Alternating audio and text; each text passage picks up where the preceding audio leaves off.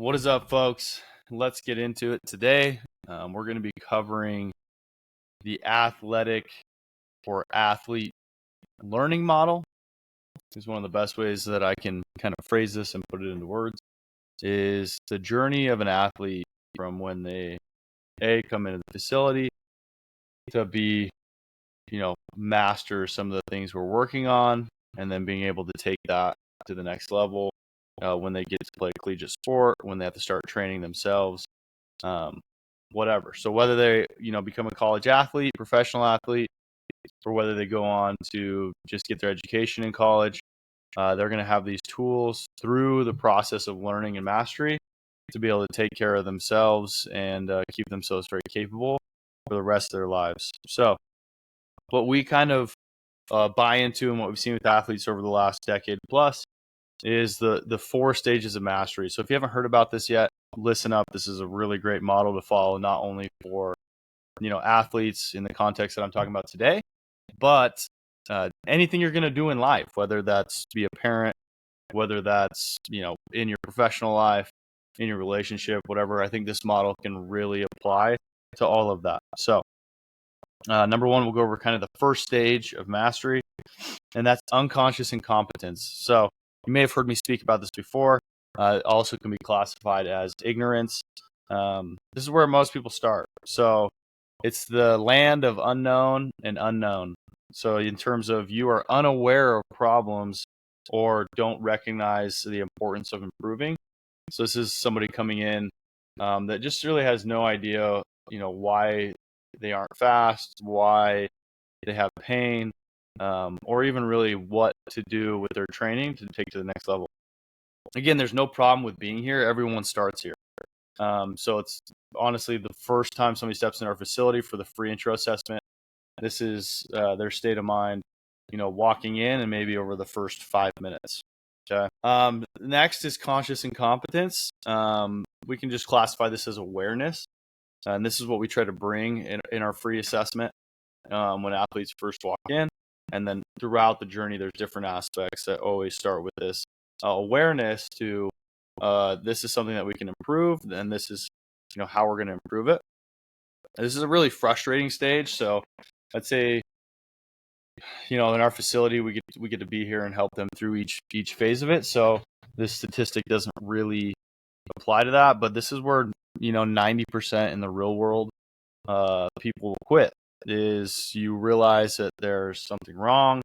It's an awakening call, and you gain some self-awareness to limitations, and you start to understand the difficulty of the skill or the adaptation that you're trying to make. And it's really easy to quit here because it takes some work to get out of this stage and into the next stage, conscious competence. And it's uncomfortable because you don't know how to improve. You're mostly aware of the issue. But there's not really a direct path or a laid out path for you to make that improvement.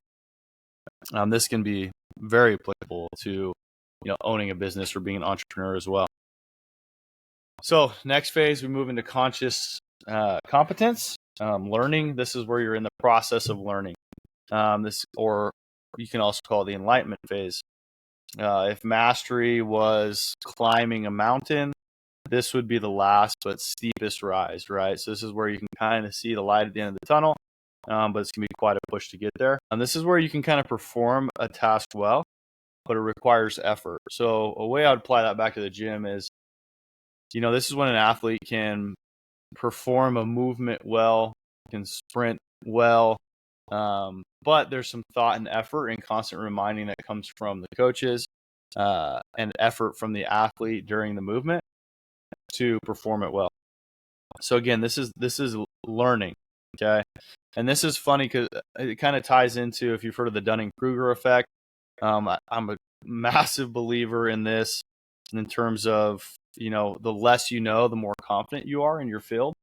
And then there's kind of a curve that comes from that. So you can imagine you don't really know a lot, and then all of a sudden you have confidence of, I know everything. Maybe you saw something on social media and you're like, man, I know everything. But as you actually start to gain knowledge in the field that you are thinking of, respective field or work or coaching or being an athlete even, you realize oh, there's a little bit more to this, and your confidence is not as high as it was when you thought you knew everything. And then it kind of moves over to, I'm never going to understand this, because the deeper you go, the more levels and complex it gets into, and this confidence is even lower as you get more knowledge. And then you get to the point where it starts to make sense. You're able to kind of work through these concepts. You're feeling confident with them. And then lastly, just really starting to understand. And, when somebody asks you a question about it, you're like, man, it's really complicated. There's a lot of effort that needs to go into learning this and progressing through this. And that's where, confidence starts to rise again. But I don't think it's ever as high as when you don't know anything about something, how confident you are in that very beginning stage where you think you know everything.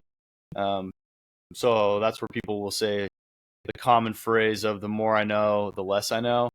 The more I understand about the concept, the less I know, and the more of a learning attitude I have towards continuing to get better.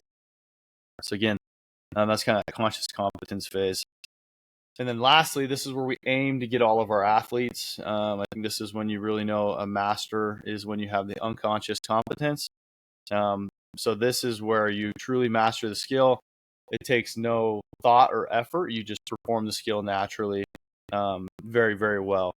Think about like Mozart with the piano, Stephen Curry with 3-pointers, whatnot. So just think of some examples like that.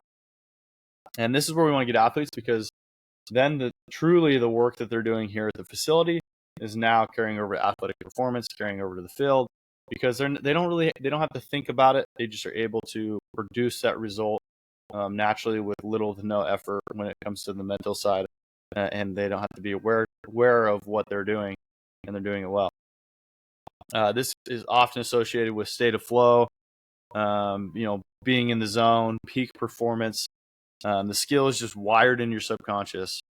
And now, honestly, it takes more effort to do it wrong than it does to take it right.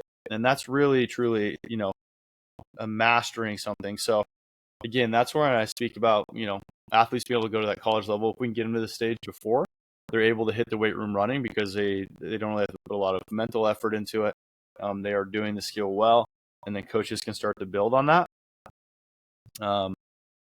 Same with building a business. As you get into this stage, oftentimes you're making more right decisions than wrong decisions, just naturally. And again, that's mastery. The hardest part is probably getting through the first 2 phases and getting into that learning and growth phase. And then it just takes time and reps and effort to get to that mastery phase. It's a long journey. Again, being in the field for over a decade, I feel like we do a pretty good job. We've spent countless hours of learning, immersing ourselves, and there's always something to be learned. And I wanted to just give you guys that kind of insight into that development. If whether you have an athlete coming in or you have something you're working through in your personal life, give you guys some motivation to keep going through those first 2 phases and some awareness to it, right? So you might have started listening to this podcast, not known this model before, and then you realize there's a lot of things in life where you're in that unconscious incompetence or conscious incompetence. That's where this conversation would take you to, is that next stage. And then it's learning and getting to that conscious competent phase where you're learning all of this, you're getting after it, whatever you're doing in your life, and you're trying to start to gather knowledge so that you can apply that and make it to something that you do naturally or develop a habit with. And that's where again it applies to athletes that come in or youth that come in that don't make it to collegiate sports.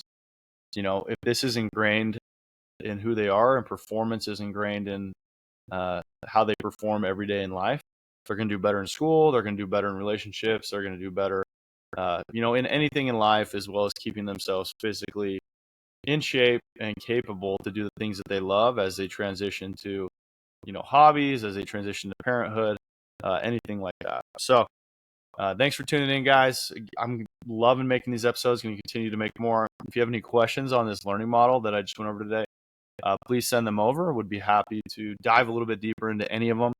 Again, I appreciate you guys' time. If you guys want to learn more, we have consulting for facilities, for business owners, entrepreneurs.